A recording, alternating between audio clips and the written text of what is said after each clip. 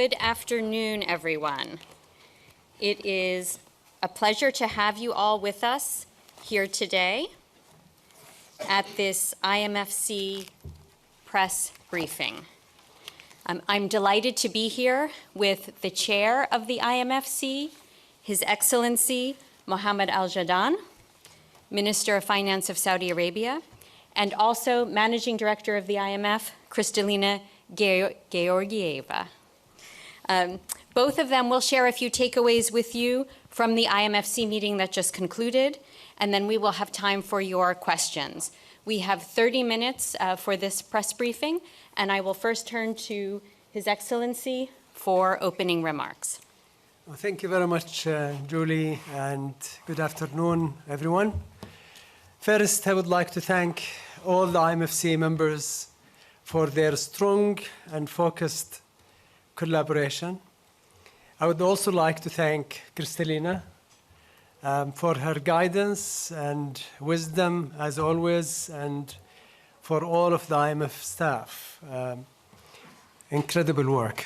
At this time, the global economy is undergoing a profound transformation, bringing uncertainty and challenges, but also offering tremendous opportunities.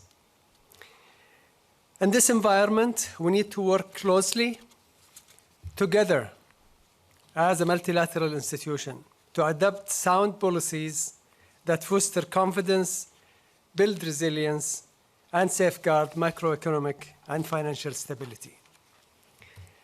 Risks to the outlook are tilted to the downside with low growth and excessive global imbalances. Importantly, it is imperative that we work towards a lasting peace around the world to support sustainable growth and long-term stability.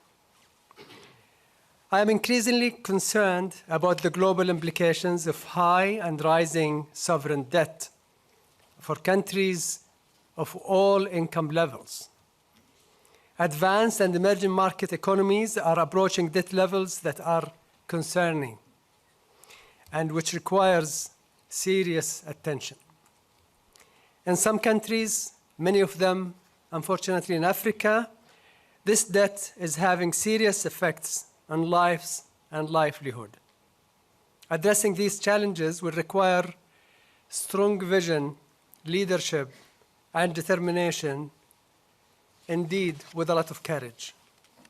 We will continue to advise and support governments to make productive investments, pay down their debt in a timely manner, and, when needed, restructure debt in an orderly fashion, supported by the common framework for debt treatment. Turning to the IMFC deliberation, I would like to report a few developments. All members agreed on the economic issues reflected in the chair's statement, and I would focus on a few of them for the sake of time. First, members look forward to the ongoing review of the program design and conditionality, which will help strengthen the effectiveness of the IMF programs to restore external viability and build resilience. Members also call for the timely and full implementation of the poverty reduction and growth trust reforms to ensure its self-sustained lending capacity. Second, the commitment to a strong quota-based and adequately resourced IMF is essential. The members look forward to the finalization of the process under the 16th General Review of Quotas and appreciate the advancement and development of principles to guide future discussions on the IMF quotas and governance as called for in the Dir'iyya Declaration. Third point is members support the critical efforts to further strengthen capacity development in line with the 2024 strategy and to ensure sustainability of its financing. Fourth, members welcome the progress made on debt treatment under the G20 Common framework, and the Global Sovereign Debt Roundtable, it is essential that we address global debt vulnerabilities in an effective, comprehensive, and systemic manner, including further stepping up the common framework's implementation in a predictable, timely, orderly, and coordinated manner. And finally, members welcome the ongoing streamlining efforts at the IMF to deliver efficiency gains and best value to the members. Now, I'll hand it over to you, Kristalina. Thank you very much, Minister Al-Jadaan. Every time we come out of our meetings and I reflect on your chairmanship and your leadership between the meetings, I recognize that the IMFC and we, staff and management of the IMF, we are very lucky you are in the chair. You bring the spirit of collaboration for 191 members to bear in this complex time, so thank you. When I look back to April, I vividly remember sitting in this chair in this room and answering a question, what is my biggest takeaway from the meeting then? My answer was, our members came very anxious, they leave less anxious. The question is, 6 months on, what is the mood in the room? And I can say that there is a sense of relief that the world economy is holding.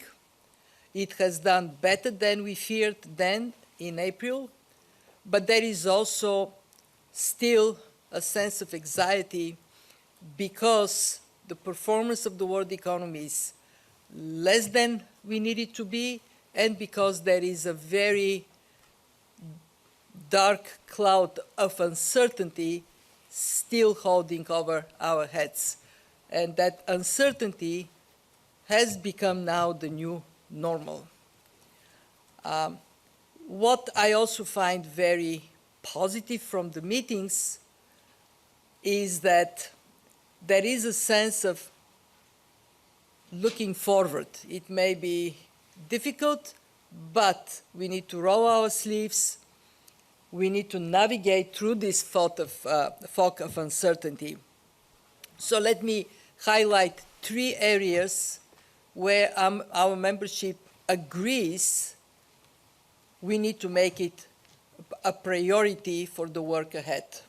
First, strengthening fundamentals. This means rebuilding fiscal buffers, bringing down debt levels, and investing in strong institutions and policy frameworks so we can keep macroeconomic and financial stability at check.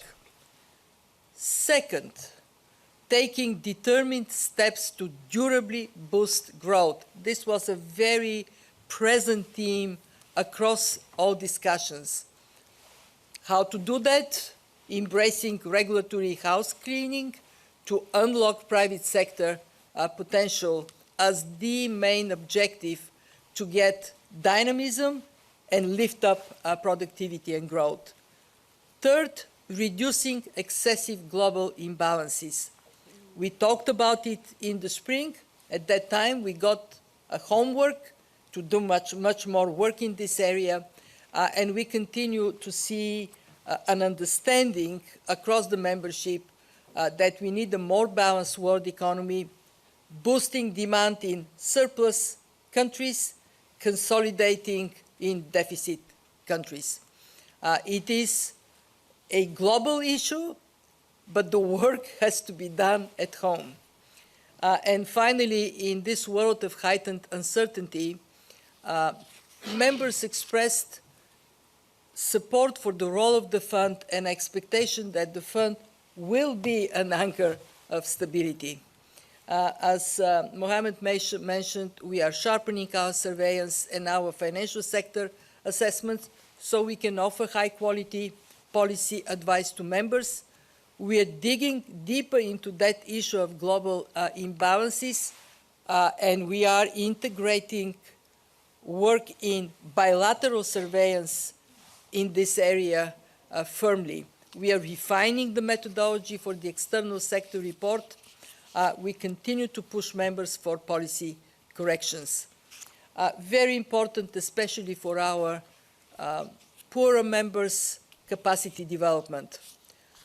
The expectation is that it will be well integrated in our policy advice and in our program work where we have programs.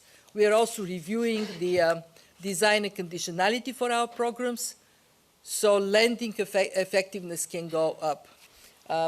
I very much agree that the work on debt is both very important and urgent, and in that regard, we got encouragements for our intention to use our good office's role to bring coordination among creditors and debtors.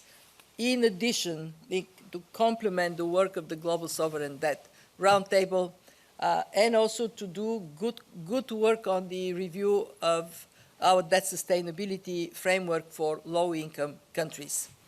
I am also very appreciative the membership. Almost everybody who spoke would press on this point. We need the fund to be financially strong, so completion of the 16th January review of quota, that would increase our quotas by 50%, and the reforms for the PRGT, so we can do better for those who need us the most. So I came out of the meeting room with a sense of encouragement for our staff, but also with a long list of homework. We see what the meetings are saying so clearly, that there is desire for dialogue, the importance to cooperate, even when countries may have different views, to have a place to share these views. And in terms of homework, we would reflect very carefully what more and better we can do in policy advice, in capacity building, and financial support. One very encouraging thing I heard from the members, they all want us to be candid. They want our tough love. Thank you. Thank you very much, Your Excellency, Managing Director. We'll now open the floor for questions. If you do have a question, of course, please raise your hand and also identify yourself when the mic is given to you. So I'm going to start right over here, a gentleman on the end. Thank you. Faisal Islam, BBC News. Sorry to stress on one of the profound uncertainties, but obviously at the beginning of this meeting, the US Treasury Secretary said, in terms of trade, it's China versus the world. Minister, did you see that any of that reflected around the table at these sorts of meetings? And Managing Director, how damaging would a rare earth export embargo be to the world economy?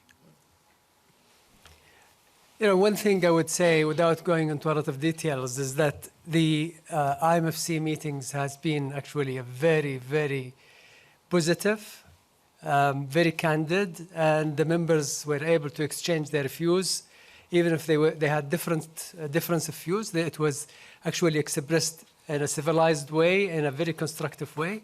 I thought it was actually very positive, and I'm sure, you know, there are a lot of negotiations on the side. We will not go into that discussion, but generally the mood was actually very positive, and there is an appreciation of the value that this committee and the institution brings as a convening power to resolve problems that no one country can resolve on its own. We do hope that there would be an agreement that would bring the current tension down. We will, of course, carefully calculate the impact should that become necessary. You probably recall in the World Economic Outlook, we do project a downside scenario, and while it is not calculated on that specific risk. What it illustrates is just about what the likely impact of this kind of deterioration would be. It would be a material impact on global growth. But again, I want to stress that my expectation is to see that the path to agreement will be found, especially judging by the atmosphere we have witnessed in the room. Okay, thank you. Let's go to the middle. Second row, we have a woman in white with a black jacket. Thank you so much. My name is Fiona. I'm a broadcast journalist from Rwanda. Basing on the uncertainties and risks, I just want to understand Africa, like other regions, faces impact from the new U.S. tariffs. Curious to know the IMF policy advice that you'd have for African economies to mitigate trade war effects as well as also managing inflation. Thank you. We have engaged with the countries in Africa and with regional organizations to identify ways in which economies can be strengthened. And I want to point to three very important areas of action. First, doing more domestically to improve governance, trust in institutions, and create better conditions for private sector to function, deliver jobs, deliver opportunities. There is a lot that can be done in that regard. Second, concentrate efforts on the public budgets to increase revenues in all countries. In all countries, there is space to reduce tax evasion, to bring more of the economy in the formal side, in the formal sector, to improve tax collection. And far too many countries are still quite low in tax to GDP. Our advice is tax to GDP has to be at least 15%. If you want to have the ability to stimulate, to provide services and stimulate the economy. And the third is the most important at this time in the context of the question you asked, trade more with each other. The continental free trade area is something that should not be an aspiration, it should be turning into reality. In regional, sub-regional settings, there are plenty of tariff, non-tariff barriers, and logistical barriers for countries to trade more with each other, to trade more with the Gulf, to trade more with other parts of the world. It should not be the case to have to take a lot of goods and go to Europe to be able to deliver that same lot of goods somewhere else in Africa. So these are important moments for Africa to turn challenge into an opportunity and to get I mean, just to give you this, we calculate that the benefits of regional trade integration can be up to 10% of income per capita in Africa. So I hope that the uncertainty and the anxiety will turn into, okay, there is plenty we can do. We haven't done it so far. Now is the time. I would just comment here that in addition to what the IMF is doing, a great job that they're providing, I think we should remember there are two pillars of the Bretton Woods institution. Yes. And I think the World Bank and the IMF has never worked better than now. I mean, they collaborate, they work together, they exchange information, and particularly in relation to Europe, you could see the significant work that has been done by the World Bank in supporting the poorer countries in Africa and complementing that with the great work that the IMF is doing. So Personally, I'm a governor on both, and I take them Yeah. as a one package to help individual countries and regions. Very good. Let's go here to this section. Woman right here in the front in the burgundy, I guess. Thank you, Mrs. Georgieva and Minister Al-Jadaan for taking my question. This is Noor Ammash from Al-Sharq with Bloomberg from Dubai and Riyadh. So my question is about AI. In the past, the industrial gap between countries was the cause of divergence between the economies of the North and the South. Now we know that the US and China are on the right track with the AI boom. To what extent do you think this AI gap will be the next gap that will widen the difference between the economies of the North and the South? And who is the most susceptible here? Is it the lower income countries only, or the countries that don't have access to cheap energy to build data centers, as probably countries like Saudi Arabia might benefit, as Minister Al-Jadaan pointed out a few days ago in one of the sessions that he has held this week on the sidelines of the IMF meetings? Thank you. We have created an AI preparedness index exactly because of the essence of your question. We don't want AI to turn into yet another vehicle of divergence. We would like it to help the process of convergence. What we have done is we identified 4 key factors for preparedness for AI. First, digital infrastructure. Second, skills and labor markets that can support adoption of AI. Third, innovation and how it flows from one place to another in the economy. And fourth, regulation and ethics. And when we applied this index to 174 countries, we came with some worry and with some hope. Worry because indeed advanced economies and emerging, more dynamic emerging market economies, including countries in the Gulf, are in the upper 1/3 of the index. Low-income countries are at the bottom. A little bit of hope because we also see a recognition in many developing economies that they need to move fast so they can leapfrog with AI. My advice to low-income countries, to developing economies, eliminate first and foremost the technical obstacle. If you don't have access to electricity, you don't have access to the internet, you cannot be part of the AI revolution.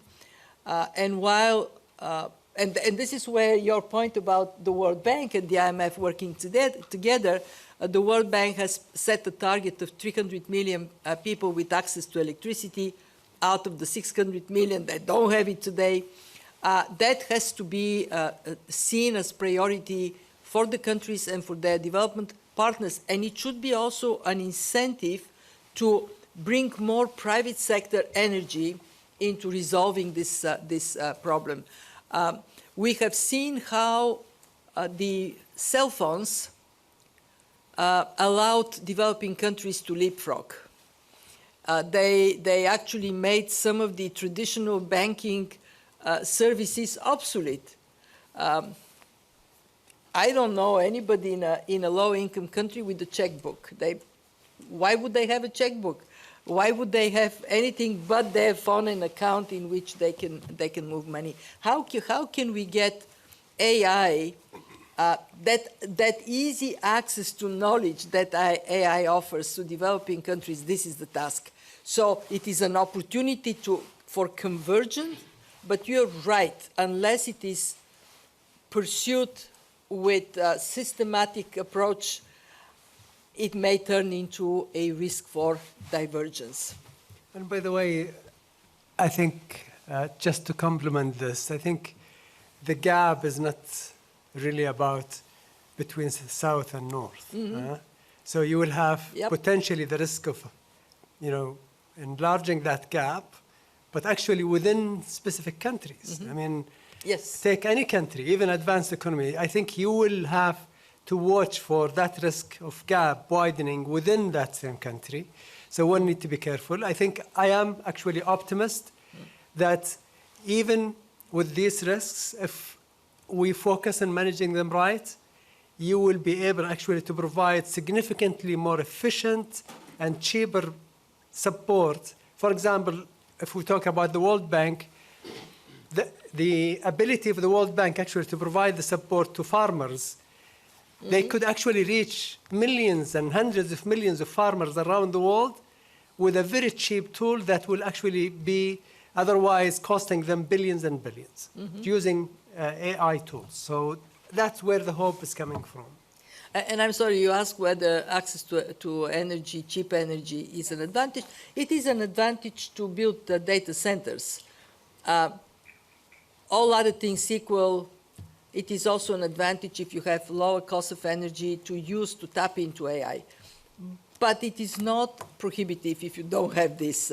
What would be prohibitive if you don't have a strategy as to how to make AI work for everybody? I think Africa has the tool, just to take one continent, that a lot of countries, including advanced economies, does not have, which is human capital. Yes. I think Yeah. human capital is as important for AI as energy. So we should not underestimate. If you have that, you don't need the data centers in your country. Yeah. You could tap data centers wherever they are. It's the human capital, and I think Africa and a lot of the low-income countries have what it takes. If they just focus on recalibrating their education system, I think they will be there. Yep. I have a very short amount of time left, so we will take one very quick final question, and then we will wrap up. Okay, so let's go to the gentleman at the end here. Right here, second row at the end. Kyle Fischel with the National. Thank you for taking my question. Just to bring this back to the spring meetings, you talked about several needs for Syria as it looks to reconnect with the global economy, rebuilding data credibility, the central bank. Could you run through the conversations that you've had this week, any tangible progress that has been made? And also the Syrian finance minister said that they are working with the US and the IMF on a compliance strategy program. Could you share what this is? Thank you. Thank you for this question. I want to recognize Minister Al-Jadaan for Saudi Arabia's leadership role on accelerating support for Syria. What has happened since the spring meetings is we now have a full-fledged engagement with Syria, and a IMF team has already been in Damascus on the issue of strengthening the capacity of the central bank to provide the necessary functions and to be an anchor of stability by being trusted by partners of Syria. We have defined a program of work that includes identifying capacity development needs and delivering support for Syria on an accelerated basis. The World Bank is also very firmly engaged, and actually the two teams work very closely together. So yes, at that time, there was a request for the fund, and by now we had delivered multiple engagements, including a mission to Damascus for that purpose. The minister invited me to go, and I said, let's get to that point in which we have achieved this institutional building and at that time I will be happy to come. So Minister Al-Jadaan maybe would add to that because, as I said, Saudi Arabia has been a very active supporter of Syria. No, I will not add much, Kristalina, other than to say that we stand with Syria. We believe that they really mean business and they are genuine in their efforts to actually do the right thing for their people. And it's our duty, I think, as the international community to provide that support. And I'm really grateful also for our host, the United States, for actually taking major steps in removing sanctions, and the same with the EU. That actually helped pave the way for private sector investments. And I can tell you a lot of investments are now going into that direction. So from first-hand knowledge, I know that a lot of investments are actually being finalized with Syria. Very good. So thank you so much. This concludes our press briefing for today. Thank you all for joining us. The full transcript, as always, will be made available on our website. And of course, if you have further questions, please do not hesitate to contact our media relations team. I wish you all a wonderful afternoon. Thank you.